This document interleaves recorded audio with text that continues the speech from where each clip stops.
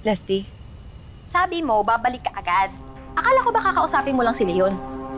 Ito kasing maldita kong pamangkin eh. Nilalabanan ako. I have a bad feeling about this, Leslie.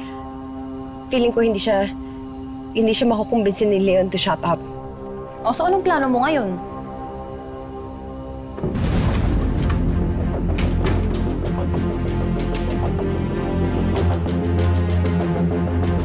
Oh, sige na. Sige na, I have to go.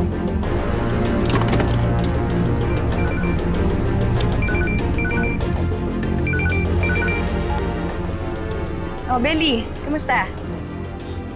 Hello, Nay Christy? Nay Christy, nasa bahay ka po ba? Nako, anak, sorry. Nasa labas ako ngayon. Bumili kasi ako ng gatas tsaka ng vitamins ni Jeremy eh.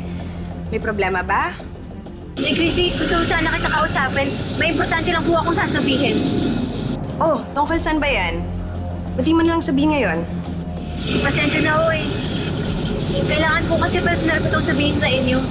Pwede po ba kitang puntahan dyan? Sige, pwede naman. Pauwi na rin ako. Gusto mo doon tayo sa babaan ng jeep malapit sa bahay? Doon tayo magkita? Sige, Nay Christy. Magkita na lang po tayo doon. Okay, sige. Mag-ingat ka. Okay, bye-bye. Bye-bye.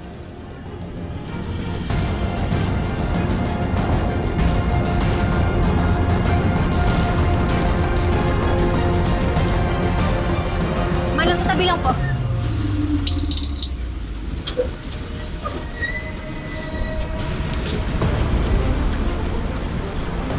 Billy! Billy! Billy!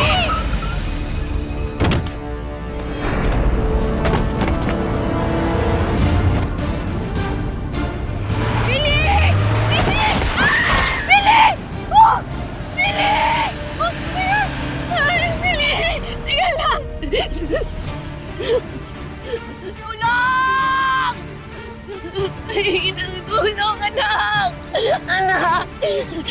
Anak! Naku! Anak! Anak! Tulong!